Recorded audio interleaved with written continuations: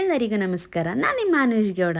ಇವತ್ತು ಅಕ್ಕಿ ರೊಟ್ಟಿ ಮತ್ತು ಸೂಪರ್ ಟೇಸ್ಟಿಯಾಗಿರೋ ಟೊಮೊಟೊ ಚಟ್ನಿ ಹೇಗೆ ಮಾಡೋದು ಅಂತ ತೋರಿಸ್ಕೊಡ್ತೀನಿ ಬನ್ನಿ. ಹಾಗಿದ್ರೆ ನನ್ನ ಚಾನಲ್ ಇನ್ನೂ ಯಾರು ಸಬ್ಸ್ಕ್ರೈಬ್ ಆಗಿಲ್ಲ, ದಯವಿಟ್ಟು ಬೇಗ ಬೇಗ ಹೋಗಿ ಸಬ್ಸ್ಕ್ರೈಬ್ ಆಗಿ.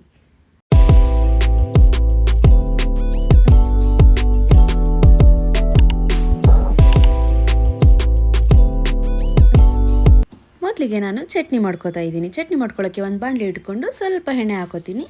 ಎಣ್ಣೆ ಕಾದ ನಂತರ ಒಂದು ಗೆಂಡೆ ಬೆಳ್ಳುಳ್ಳಿ ಹಾಕೋತೀನಿ, 2-3 ಬ್ಯಾಡಗಿ ಮೆಣಸಿನ್ಕಾಯಿ ಹಾಕೋತೀನಿ. ನಂತರ ಎರಡೆರಡು ಒಣಮೆಣ್ಸಿನ್ಕಾಯಿ ಹಾಕ್ಕೊಂಡು ಒಂದು ಗೆಂಡೆ ಈರುಳ್ಳಿ ಹಾಕೋತೀನಿ.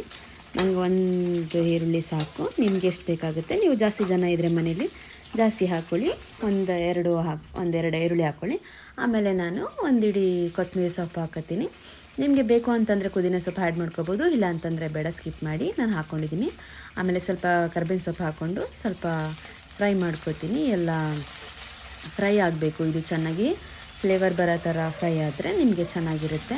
ಆಮೇಲೆ ನಾನು ಏನು ಮಾಡ್ತೀನಿ ಅಂತಂದರೆ ಒಂದೇ ಒಂದು ಸಣ್ಣ ಉಂಡೆ ಇರೋದು ಹುಣ್ಸೆಹಣ್ಣು ಹಾಕೋತೀನಿ. ಹುಣ್ಸೆಹಣ್ಣು ಹಾಕೊಂಡ್ರೆ ಯಾಕೆ ಅಂದರೆ ನಾನು ನಾಟಿ ತೊಗೊಂಡಿಲ್ಲ, ಅದಕ್ಕೋಸ್ಕರ ಟೊಮೊಟೊ ನಾನು ಮಾಮೂಲಿ ತೊಗೊಂಡಿರೋದ್ರಿಂದ ನನಗೆ ಹುಣ್ಸೆಹಣ್ಣು ಸ್ವಲ್ಪ ಮುಂದೆ ಇದ್ದರೆ ಅಕ್ಕಿ ರೊಟ್ಟಿಗೆ ಚಟ್ನಿ ಜೊತೆಗೆ ತುಂಬ ಚೆನ್ನಾಗಿರುತ್ತೆ.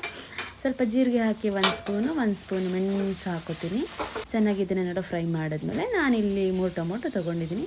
3 ಟೊಮೊಟೊ ತೊಗೊಂಡು ಚೆನ್ನಾಗಿ ಬಾಡಿಸ್ಕೊಂಡಾದ್ಮೇಲೆ ನಾನು ಇದನ್ನು ಒಂದು ತಟ್ಟೆಗೆ ಎತ್ತಿಡ್ಕೋತೀನಿ. ಯಾಕೆ ಅಂತಂದರೆ ಇವಾಗ ನಾವು ಕಡಲೆ ಬೀಜ ಮತ್ತು ಕಡಲೆಬೇಳೆನ ನಾವು ಈಗ ಫ್ರೈ ಮಾಡ್ಕೋಬೇಕು. ಫಸ್ಟೇ ಫ್ರೈ ಮಾಡ್ಕೊಂಡ್ರೆ ಅದು ಕ್ರಿಸ್ಪಿನೆಸ್ ಇರೋದೆಲ್ಲ ಮೆತ್ತಗಾಗ್ಬಿಡುತ್ತೆ. ಕಡಲೆ ಬೀಜ ಅದು ನನಗೆ ಇಷ್ಟ ಆಗೋಲ್ಲ. ಹಾಗಾಗಿ ನಾನು ಯಾವಾಗಲೂ ಈ ಥರ ವೆರೈಟಿಲಿ ಮಾಡ್ಕೋತೀನಿ ಚಟ್ನಿನ. ನೋಡಿ, ಇವಾಗ 2 ಕೆಂಪಾದಮೇಲೆ ನಾನು ಆಲ್ರೆಡಿ ಎತ್ತಿಟ್ಕೊಂಡ್ರೆ ಟೊಮೊಟೊನ ನಾನು ಇವಾಗ ಆ್ಯಡ್ ಮಾಡ್ತಾಯಿದ್ದೀನಿ. ಆ್ಯಡ್ ಮಾಡಿ ಚೆನ್ನಾಗಿ ಫ್ರೈ ಮಾಡ್ಕೋಬೇಕು. ಫ್ರೈ ಆಗಬೇಕು ಅಂತಂದರೆ ಟೊಮೊಟೊ ಎಲ್ಲ ಫುಲ್ಲು ಸಾಫ್ಟ್ ಆಗೋಕ್ಕೆ ನಾವು 5-6 ನಿಮಿಷ ಅದನ್ನು ಲಿಡ್ ಕ್ಲೋಸ್ ಮಾಡಿ ಬಿಡಬೇಕು. ಬಿಟ್ಟಾದಮೇಲೆ ನೋಡಿ ನಾನು ಬಿಟ್ಟಿದ್ದೀನಿ. ಇವಾಗೆಲ್ಲ ಫುಲ್ ಸಾಫ್ಟಾಗಿದೆ. ಸಾಫ್ಟ್ ಆದಮೇಲೆ ಒಂದು ಸಲ ಫ್ರೈ ಮಾಡಿ ಅದನ್ನು ಚೆನ್ನಾಗಿ, ನಂತರ ಅದನ್ನು ನಾವು ತಣ್ಣಗಾಗಕ್ಕೆ ಬಿಡಬೇಕು. ತಣ್ಣಗಾದ್ಮೇಲೆ ನಾವು ಒಂದು ಮಿಕ್ಸಿ ಜಾರ್ಗೆ ಹಾಕ್ಕೊಂಡು ರುಬ್ಕೊಂಡ್ರೆ ಚಟ್ನಿ ರೆಡಿ ಆಗುತ್ತೆ. ನಾನು ವೇಟ್ ಮಾಡಿ, ನಾನು ರುಬ್ಬಿ ಚಟ್ನಿನ ಹೇಗೆ ನೋಡಿ. ಆಮೇಲೆ 1 ಸ್ಪೂನ್ ಸಾಲ್ಟ್ ಹಾಕೋತೀನಿ. ರುಚಿಗೆ ಎಷ್ಟು ಬೇಕೋ ಅಷ್ಟು ಹಾಕ್ಕೊಂಡು ರುಬ್ಕೊಂಡು ಬರ್ತೀನಿ. ರುಬ್ಕೊಂಡು ಬಂದಮೇಲೆ ಚಟ್ನಿ ಈ ಥರ ರೆಡಿಯಾಗಿರುತ್ತೆ. ನಂತರ ಆಮೇಲೆ ನಾನು ಇವಾಗ ರೊಟ್ಟಿ ಕಲಸೋಕ್ಕೆ ನಾನು ಒಂದು ಬಾಣಲಿ ತೊಗೋತೀನಿ. ಬಾಣಲಿ ತೊಗೊಂಡು ನನಗೆ 2 ಕಪ್ ಆಗೋಷ್ಟು ಅಕ್ಕಿ ಹಸಿಟ್ಟು, 1 ಬಟ್ಲಷ್ಟು ಚಿರೋಟಿ ರವೆ ತೊಗೋತೀನಿ. ಚಿರೋಟಿ ರವೆ ಹಾಕಿದ್ರೆ ಸ್ವಲ್ಪ ಸಾಫ್ಟಾಗಿರುತ್ತೆ ಅಂತ ಹೇಳಿ ನಾನು ಚಿರೋಟಿ ರವೆ ಹಾಕೋತೀನಿ ಸ್ವಲ್ಪ.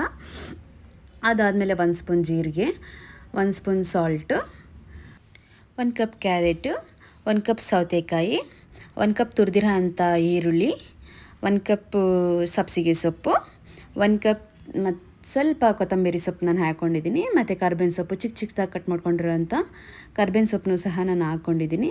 ಆಮೇಲೆ ಚಿಕ್ಕದಾಗಿ ಕಟ್ ಮಾಡ್ಕೊಂಡಿರೋಂಥ ಹಸಿಮೆಣ್ಸಿಕಾಯಿನೂ ಆ್ಯಡ್ ಮಾಡ್ಕೊತಾ ಇದ್ದೀನಿ. ಆಮೇಲೆ ನಾನು 1 ಕಪ್ ಕಾಯಿ ತುರಿನೂ ಹಾಕೋಬೇಕು. ಇದನ್ನೆಲ್ಲ ನೋಡಿ ಎಲ್ಲನೂ ಮಿಕ್ಸ್ ಮಾಡ್ಕೋಬೇಕು ಚೆನ್ನಾಗಿ. ಫಸ್ಟು ನೀರು ಆ್ಯಡ್ ಮಾಡ್ಕೋಬಾರ್ದು. ಸೌತೆಕಾಯಲ್ಲಿ, ಕ್ಯಾರೆಟಲ್ಲಿ, ಈರುಳ್ಳಿಲಿ ಏನಿರುತ್ತೆ ಅದನ್ನೇ ಕಲಿಸ್ಕೋಬೇಕು. ಆಮೇಲೆ ನಮಗೆ ಎಷ್ಟು ಬೇಕಾಗುತ್ತೆ ಅಷ್ಟು ಸ್ವಲ್ಪ ಹಾಕ್ಕೊಂಡು ಕಲಿಸ್ಕೋಬೇಕು. ಜಾಸ್ತಿ ಹಾಕೋಬಿಟ್ರೆ ತೆಳ್ಳಗಾಗ್ಬಿಡುತ್ತೆ. ಸೊ ಅಕ್ಕಿ ರೊಟ್ಟಿ ಚೆನ್ನಾಗಿರಲ್ಲ. ಹಾಗಾಗಿ ಅದಕ್ಕೆ ಎಷ್ಟು ಬೇಕಷ್ಟಕ್ಕೆ ಇದಕ್ಕೆ ನಾವು ಕಲಿಸ್ಕೋಬೇಕು ಅಕ್ಕಿನ. ನೋಡಿ, ಇವಾಗ ಅಕ್ಕಿ ಹಿಟ್ಟು ರೆಡಿ ಆಯಿತು. ಒಂದು 5 ನಿಮಿಷದಿಂದ 10 ನಿಮಿಷ ಬಿಟ್ಟು ನಂತರ ನಾನು ಇವಾಗ ರೊಟ್ಟಿನ ಹೇಗೆ ತಟ್ಟೋದು ಅಂತ ನಿಮಗೆ ತೋರಿಸ್ಕೊಡ್ತೀನಿ. ಮೊದಲಿಗೆ ನಾನು ಇಲ್ಲಿ ಒಂದು ಬಟರ್ ಪೇಪರ್ ತೊಗೊಂಡಿದ್ದೀನಿ. ಬಟರ್ ಪೇಪರ್ ಆದರೆ ತುಂಬ ಚೆನ್ನಾಗಿ ಬರುತ್ತೆ, ಕೈ ಅಂಟಲ್ಲ, ರೊಟ್ಟಿನೂ ಕಿತ್ತೋಗಲ್ಲ. ಹಾಗಾಗಿ ನಾನು ಇಲ್ಲಿ ಬಟರ್ ಪೇಪರ್ ಮೇಲೆ ತಟ್ತಾಯಿದ್ದೀನಿ. ನಾನು ಆಲ್ರೆಡಿ ಕಲ್ಲನ್ನ ಕಾಯಕ್ಕೆ ಇಟ್ಟಿದ್ದೀನಿ. ರೊಟ್ಟಿ ತಟ್ಟೋಕ್ಕಿಂತ ಮುಂಚೆನೇ ಕಲ್ಲನ್ನ ಕಾಯಕ್ಕೆ ಇಟ್ಟಿದ್ದೀನಿ. ಕಲ್ಲು ಕಾದಾದಮೇಲೆ ನೋಡಿ ಇವಾಗ ನಾನು ಎಲ್ಲ ಒಂದು ಸ್ವಲ್ಪ ಕಲ್ಲಿಗೆ ಎಣ್ಣೆ ಹಾಕ್ಕೊಂಡು ಈಗ ಬಟರ್ ಪೇಪರ್ ಏನಿರುತ್ತೆ ಅದ್ರ ಮೇಲೆ ಹಾಕಿ 1 ಸೆಕೆಂಡು ಹಾಗೆ ಬಿಟ್ಟರೆ ಅದು ತಾನೇ ಬಟರ್ ಪೇಪರ್ ಮೇಲೆ ಬಂದುಬಿಡುತ್ತೆ. ನಿಮಗೆ ಮೇಲೆ ಬೇಕಾದರೆ ಸ್ವಲ್ಪ ಎಣ್ಣೆ ಹಾಕ್ಕೊಂಡು ನಿಮಗಿಷ್ಟ, ನೀವು ಆಯಿಲ್ ಫ್ಲೇವರ್ ಆದರೆ ಆಯಿಲ್ ಹಾಕ್ಕೊಳ್ಳಿ. ಸ್ವಲ್ಪ ಮೇಲೆ ಹಾಕ್ಕೊಂಡು 2 ಕಡೆಯೂ ಚೆನ್ನಾಗಿ ಸ್ವಲ್ಪ ಬೇಯಿಸಿದ್ರೆ ಅಕ್ಕಿ ರೊಟ್ಟಿ ನೋಡಿ ಎಷ್ಟು ಸೂಪರಾಗಿದೆ, ಹೆಲ್ದಿಯಾಗಿರುತ್ತೆ. ಬೆಳಗಿನ ಬ್ರೇಕ್ಫಾಸ್ಟ್ಗೆ ಏನಪ್ಪ ಮಾಡೋದು ಅಂತ ಯೋಚನೆ ಮಾಡ್ತಿದ್ರೆ ಇದೊಂದು ಸಲ ಟ್ರೈ ಮಾಡಿ ಹೇಗಿದೆ ಅಂತ ನನಗೆ ತಿಳಿಸಿ.